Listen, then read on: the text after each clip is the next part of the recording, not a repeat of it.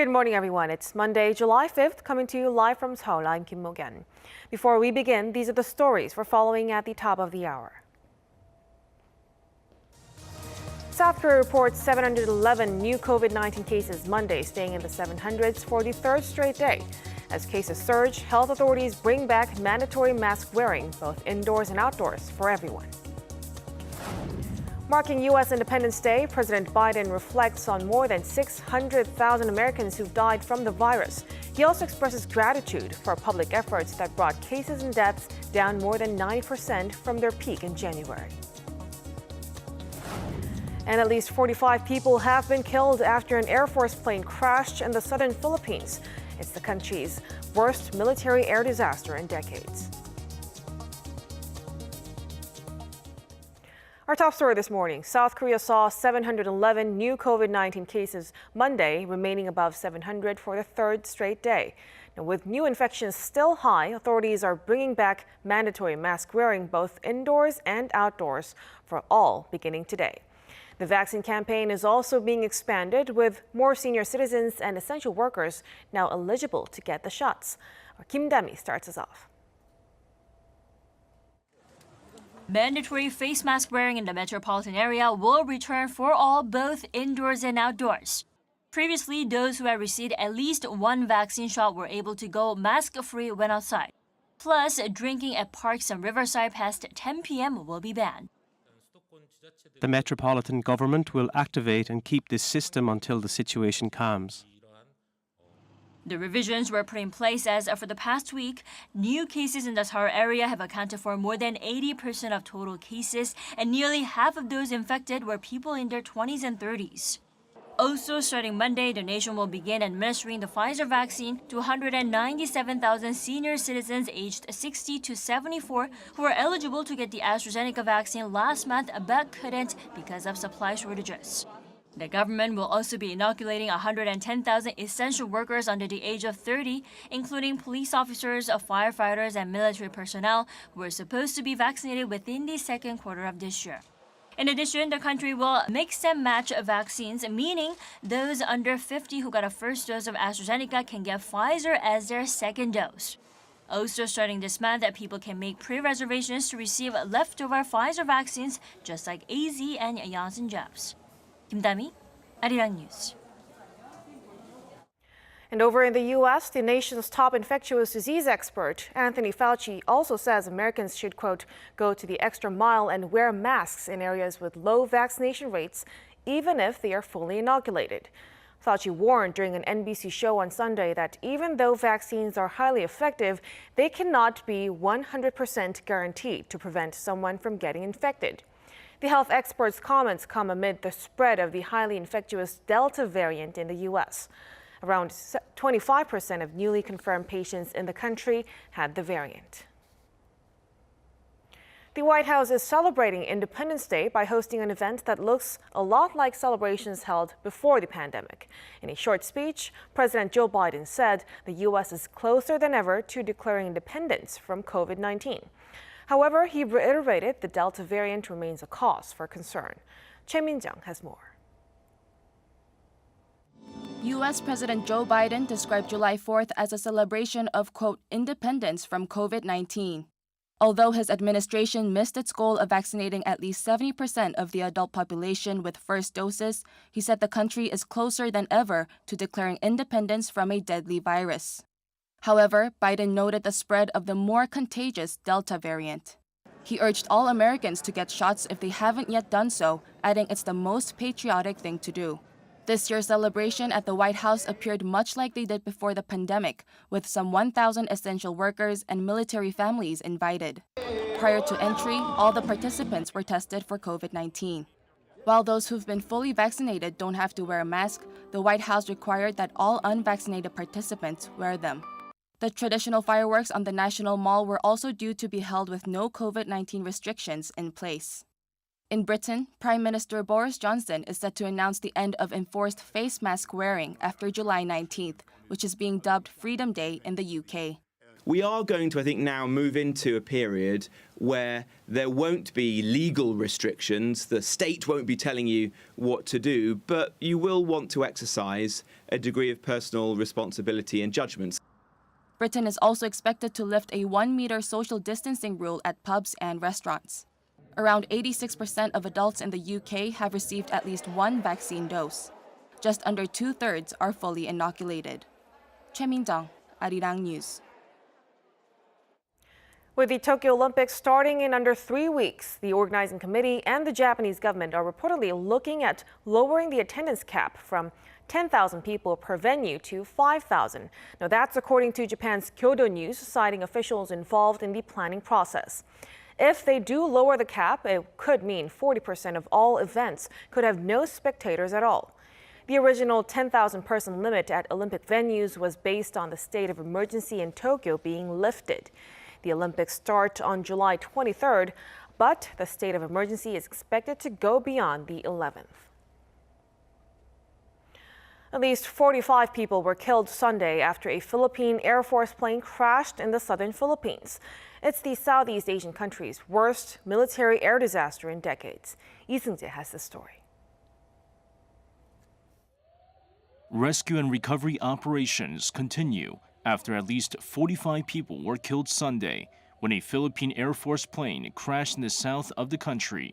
The C-130 military plane that was transporting troops missed a runway on the island of Jolo and crashed into the nearby Patacol village at 11:30 a.m. local time. There were more than 90 military personnel and crew on board. According to a press release by Joint Task Force Sulu, several soldiers were seen jumping out of the aircraft before it hit the ground, sparing them from the subsequent explosion.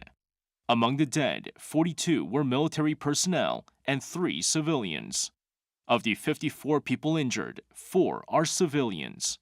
The Armed Forces of the Philippines say the civilians that were killed and injured were in the area when the plane slammed into the ground. The Army added that 5 military personnel are still missing. The crash is the country's worst military air disaster in nearly 30 years, when a Philippines Air Force C-130 crashed, killing 30 people in 1993. It's also the second deadly crash in a matter of weeks, as a newly acquired S-70I Black Hawk utility helicopter crashed during a night flight last month, killing all 6 people on board. The military personnel on Sunday's ill-fated flight were supposed to bolster battalions fighting Abu Sayyaf, a Filipino jihadi group based in Sulu. Lee Seung-jae, Arirang News. Search and rescue operations at the building collapse in Florida remain on hold as authorities prepare for the demolition of what's left of the condo. Search efforts were stopped Saturday afternoon as engineers prepared for the demolition, which is said to be crucial to allow authorities to search for survivors safely. However, they are in a race against time, with Tropical Storm Elsa quickly tracking towards South Florida. 11 days after the collapse, at least 24 people have been confirmed dead. 121 are still unaccounted for. An editorial published by a leading Japanese newspaper has slammed Tokyo's decision in 2019 to impose export curbs on South Korea. The Asahi Shimbun editorial, titled "The Third Year of Ill-Advised Policies," says the decision was a retaliation against South Korean court ruling that ordered Japanese firms to compensate the Korean victims of forced labor during Japan's colonial rule. However, rather than inflicting damages on Korean firms, the editorial says the measures have caused a significant decline in hydrogen fluoride exports by Japanese firms.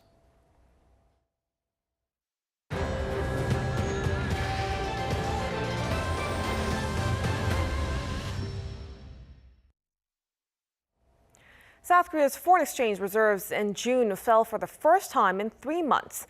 The Bank of Korea said Monday that the country's reserves, a barometer of financial stability, were down to around $454 billion. Now, this is a drop of roughly $2.4 billion from the all-time high recorded in May. The central bank attributed the drop to a fall in assets held in foreign currencies at financial institutions, as well as the stronger greenback. As of the end of May, South Korea's foreign reserves were the 8th largest in the world. The prices of agricultural, livestock, and fisheries products soared more than 12% in South Korea in the first half of 2021, the biggest increase in 30 years. According to Statistics Korea Monday, between January to June, prices of such goods jumped 12.6% on year.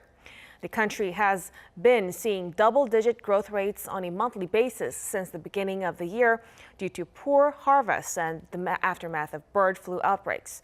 The price of green onions spiked over 156%, the highest in 27 years. The price of apples and eggs jumped more than 54% and 38% respectively.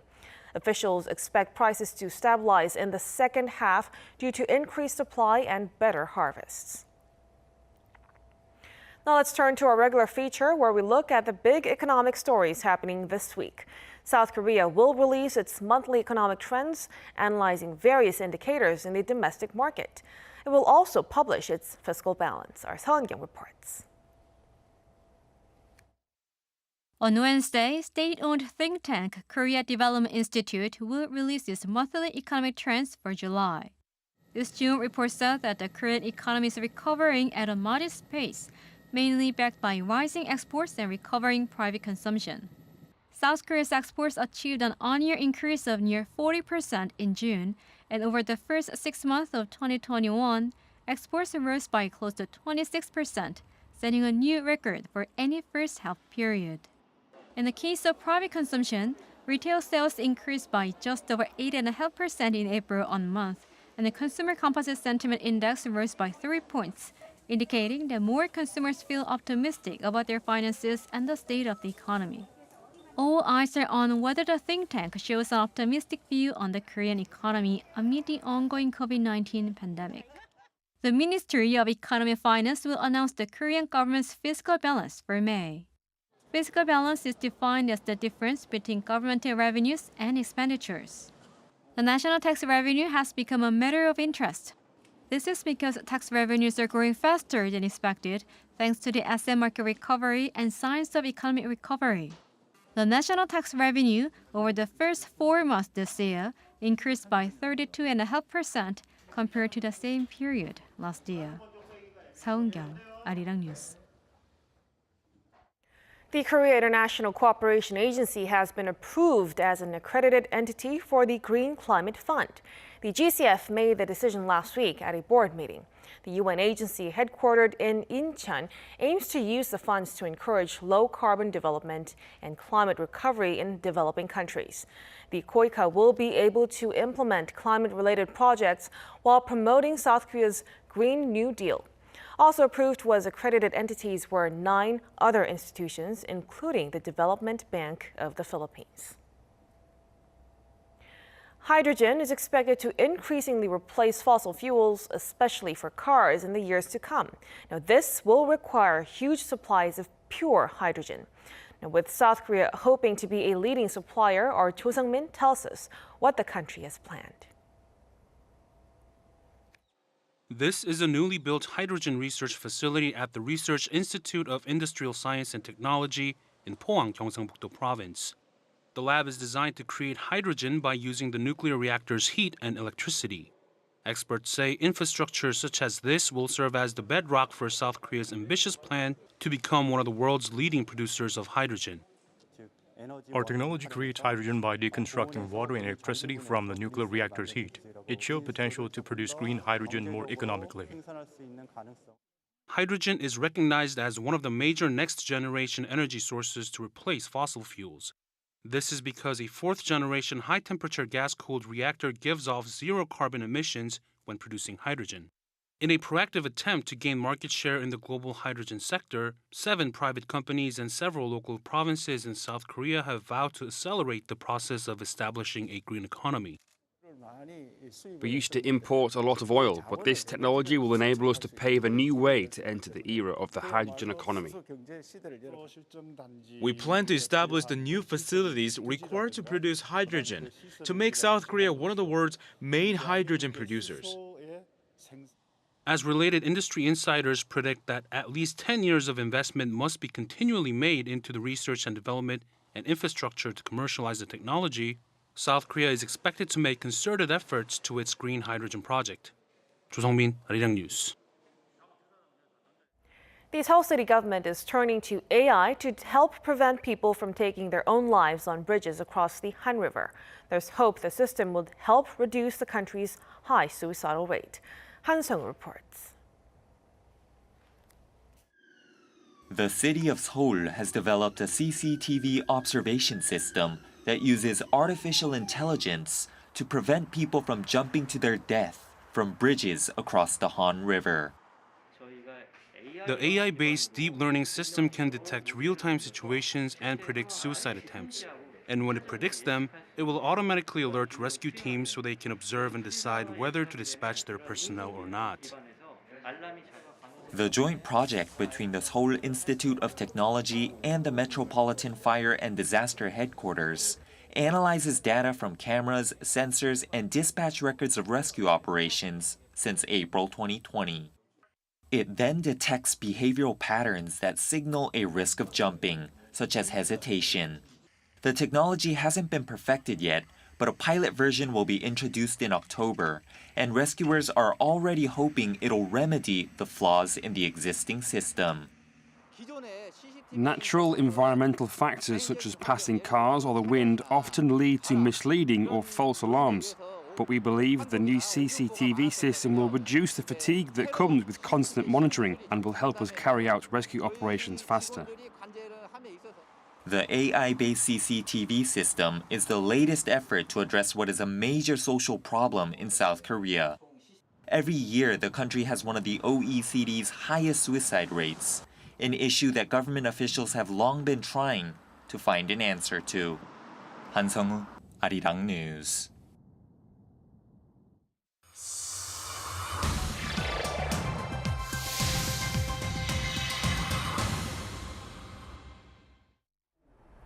Welcome. It's time for The World Now, bringing you some of the most interesting news from around the globe. I'm Ji-young.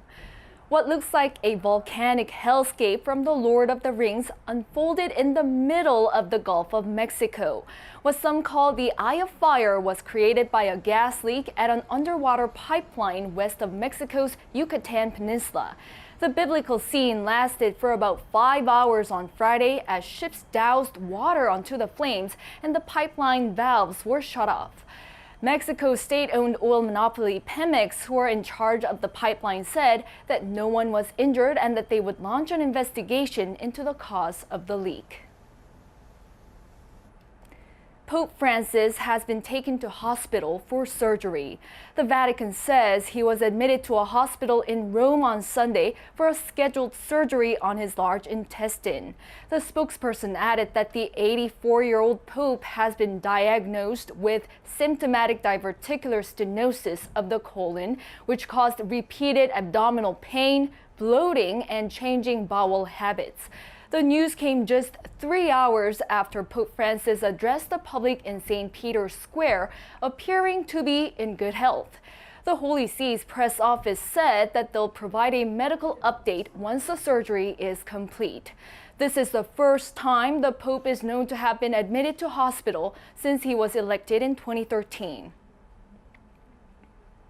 There's been a lot of talk about the inoculation drive gaining steam, and now zoo animals can be added to the list. Tigers Ginger and Molly at the Oakland Zoo in California were first two animals that got their shots against COVID-19 this week. Bears, lions, and ferrets were also among those first in line as they were prioritized by risk and vulnerability. It's a big project. Right now we have a list of 110 animals that are vulnerable, and we don't have all those vaccines yet, but it's been determined that it's safe and effective in all these different species. So we're headed out to the zoo today to start with tigers. A veterinary pharmaceutical company, Zoetis, has provided some 11,000 COVID-19 vaccine doses that are authorized for experimental use for animals at 70 zoos in the United States. The zookeeper said that they're happy and relieved to now be able to better protect their animals with vaccines.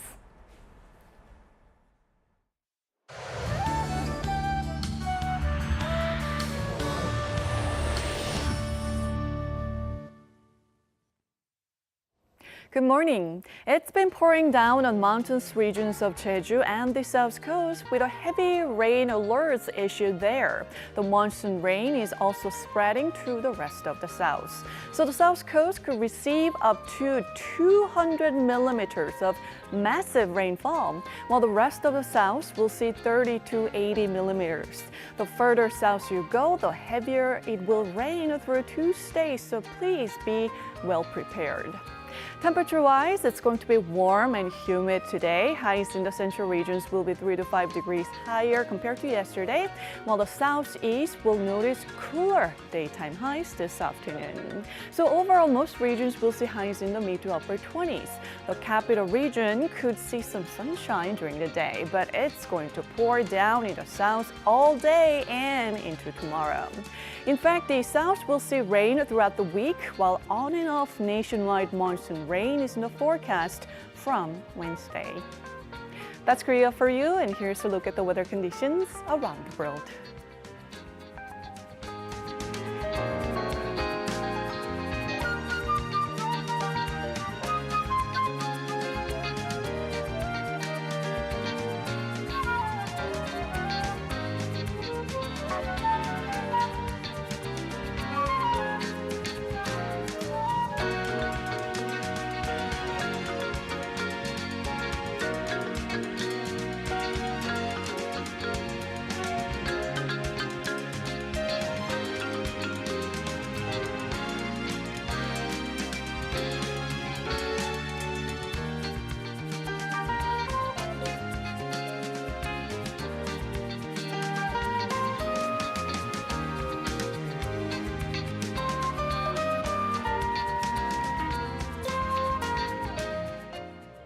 And that will do it for us at this hour on Arirang News. We'll be back at noon Korea time, so stay tuned. Thank you for watching and goodbye.